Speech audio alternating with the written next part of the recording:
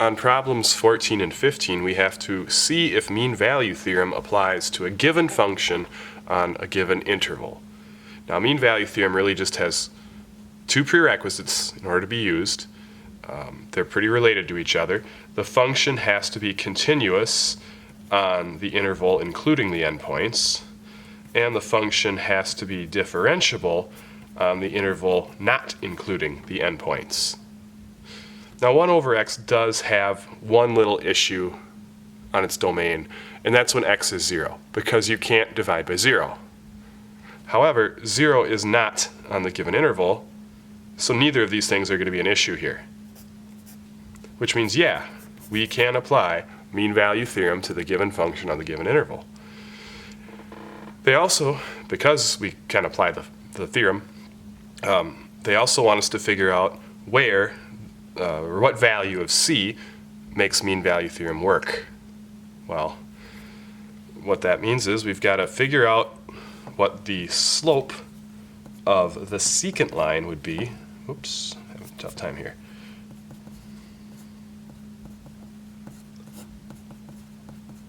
This would give us the slope of the secant line through these 2 points. We need to force that to equal the derivative of the function. Mean value theorem says at some point the derivative, the instant rate of change, has to equal the secant line, or the average rate of change. So we can calculate what the slope is by plugging a half in. You'd have 1 over a half and 1 over a fourth. And then on the bottom, 1/2 minus 1/4 is a fourth. Well, when you're doing 1 over something, you're really taking the reciprocal of it. Like 1 over 3 is the reciprocal of 3. So 1 over a half is the reciprocal of a half, which is 2. 1 over a fourth is the reciprocal of a fourth, which is 4.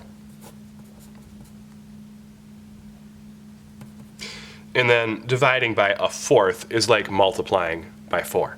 So we get 2 minus 4 is -2 times 4 gives us -8. That is our target derivative value. So now we have to figure out what f prime is. Well, if f of x is, I know it's 1 over x, let's call that x to the negative first for simplicity. If we differentiate x to the negative first, the -1 comes down, and then the power drops to a -2. Or another way of writing this, we get -1 over x squared. So really we're trying to solve the equation -8, the target derivative, equals -1 over x squared, the general derivative. If we cross multiply here, we get -8x squared equals -1, or x squared is 1/8. Taking the square root of both sides, we get x equals plus and minus square root of 1/8, which is plus and minus 1 over square root 8, which can be called any number of different things.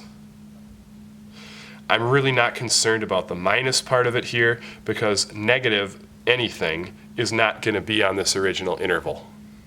So I'm really just focused on 1 over square root of 8. This is a perfectly acceptable answer.